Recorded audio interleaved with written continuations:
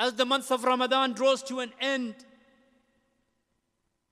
and you seek the forgiveness of Allah subhanahu wa ta'ala, you will have to pay your Zakāt-ul-fiṭr. Because Zakāt-ul-fiṭr is a purification and it is a sadaqah.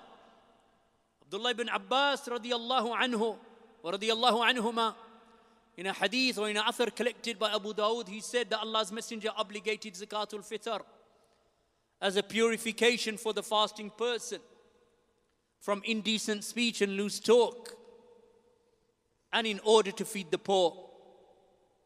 Abu Sa'id radiyallahu anhu, he said, we used to give a sa' of grain or barley or dates or dried curds or raisins, as occurs in the hadith in Bukhari. A sa', which is, if you take your two hands together and you cup them, 4 of those is 1 sa', 1 is a mud. So they used to give that, and that is equivalent in our times to 2.4 kilograms of a staple food, whether it be rice or grain or barley or dates. And this is what must be given to the poor. A Muslim pays it for himself and for whom he is responsible. If a person pays individually, then alhamdulillah. But you are responsible for your children and for your wife and for those who are your dependents, that you pay this Sadaqatul-Fitr and that you pay it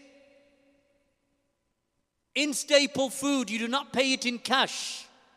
You don't go to a poor person and say to him, here's £5 or here's £6. Go to the supermarket and buy what you wish. This is not Zakāt-ul-Fiṭr. Zakāt-ul-Fiṭr is paid in food, in staple food. It is not paid in cash or in clothing.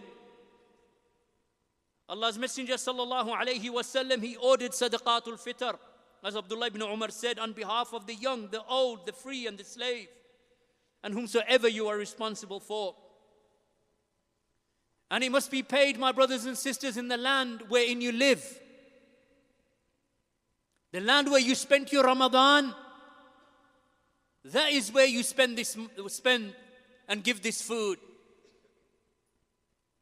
Because they are awla, the poor people of your land are more deserving of your sadaqah, indeed of your zakatul mal even. They are more deserving than those who are outside of your land. Your neighbors, your community, the Muslims around you, they are more deserving. And if they are poor people, and they are poor people, even in the areas that you live in, they are poor people, give them your Sadaqatul-Fitr.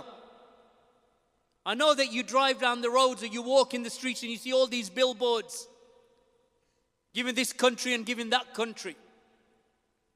But min bab awla, and more deserving are the people in your land.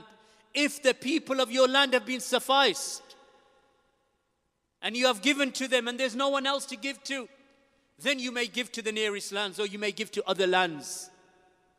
As for this habitual practice of sending your funds overseas, and you'll see it again on Eid al-Adha, that it has become a business where people even they've stopped slaughtering. Sunnah mahjura. They have abandoned on Eid al-Adha of slaughtering the animal. They just send the money somewhere else, let someone else do it. So they send it to other countries and they abandon this sunnah. Likewise, this sunnah is going to be abandoned by many of the people.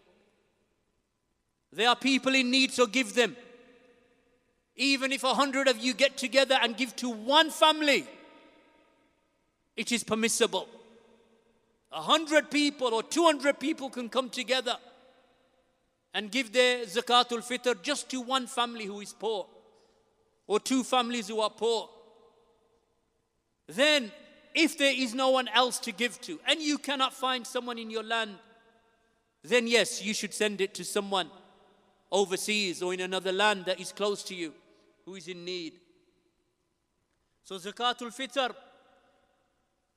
Allah's Messenger sallallahu alayhi wasallam, he commanded it as occurs in the hadith in Bukhari and Muslim, that Allah's Messenger commanded that Zakāt-ul-fiṭr to be handed out before the people leave their homes for the Salatul Eid.